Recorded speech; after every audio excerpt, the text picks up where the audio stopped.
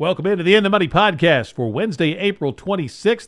Starts the last 3 days of the spring meet at Keeneland. Tom Leach along with Jim Goodman, Keeneland's Director of Mutuals and Simulcasting. Going to take a look at the allowance feature on the Wednesday card and the late pick four.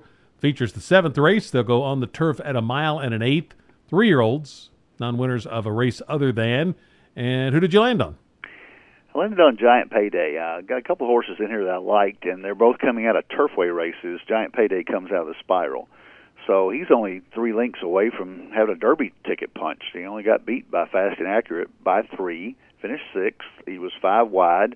Don't know how to spur over to the turf here, but if you go back to his previous race in the Palm Beach, he only ran a couple lengths behind Ticonderoga. So I think if Ticonderoga were in here, he would be a huge favorite. So I'm going to take Giant Payday, even though he was 31-1 that day.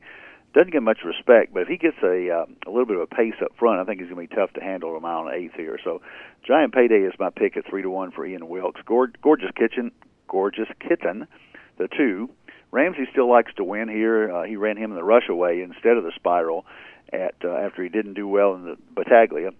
Only got beat by a length and a quarter, moving the right way, and Maker has had a terrible meet here. He's 1 for 23 going into Wednesday's card, but Le Peru has had a great meet, and Ramsey still likes to take him to winner's circle, so Gorgeous Kitten has a shot here. Solio, the 5, shipped from California to the Spiral, had a lot of trouble, went off at 6-1. I think he may be one of the favorites in here with Grand Motion. And then the other horse I like on the outside, a little bit of a price, is Split Tens.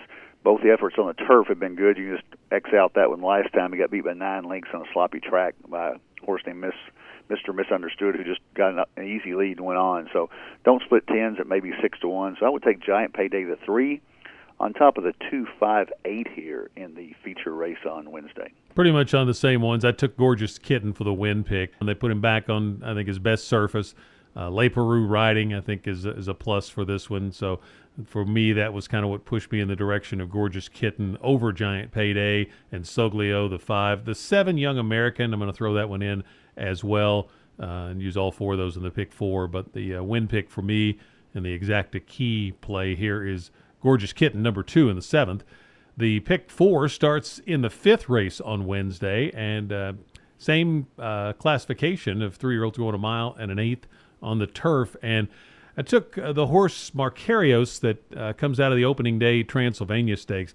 I went back and watched that race. That was a really impressive late run, and the extra 16th of a mile should be a help here. But Channel Maker, I think, is really strong, too. I watched his race, and he had trouble, and I thought looked good once he got clear. So either one of those, I'm going to start my pick 4 with those 2. I think one of those 2 wins it. In the 6th, it's non-winners of 2 lifetime. I took 4 horses. Illich on the class drop. Wilkes has good numbers, turf to dirt. But then also going to use the 3 fairground shippers, which are usually pretty strong in the claiming categories. That's the 6 Oriental Crown, the 1 Duncan Den, and the 8 McHenry. So 3, 6, 1, 8. And then in the feature, I'm going to use 2, 5, 3, 7, all the ones I mentioned. And in the last race, I like Love Me in Malibu getting a softer spot here, and the Keneally-Castellano connections are strong. But I'm also going to throw in There's Your Trouble, the 1, and Lions Bay Vista for Ian Wilkes, the 8. So 6, 1, 8 on the 3rd leg. So 2 by 4 by 4 by 3 for my pick 4. How about you? We are close. I am right with you on the first leg. I think it's either Channel Maker or Macario. So 1-4 should cover you in the first leg. I think the 4 that Transylvania run was really impressive, and I could be talked into singling him. But Channel Maker's back class scares me a lot. Came out of the Breeders' Cup Juvenile Turf last year. Santa Anita hadn't really had any luck this year and had a tough trip at Keeneland. So I'm going to use those 2. But I'm going to use 5 deep the next leg, some of the same horses that you use, but I'm going to use the Duncan Den, the 1, the 3 Illich, the 6 Oriental Crown, and I'm going to throw in the 9 Crew Chief for Phil Sims, and a real long shot. I'm going to Vashenko is using Valdivia on this horse, Dragunov on the outside, coming off a 1.5-year layoff, but dropping for 20,000. He's either trying to give him away or he's going to try to get a win. So I'm going to throw the 12 in there just as a long shot. So 1, 3, 6, 9, 12. I'm singling Giant Payday in the feature, the 3-horse that Ticonderoga race really impressed me with Palm Beach. and then I'm taking all the last leg, so I'll be alive. So 1-4 with 1-3-6-9-12 with 3 with all for $60.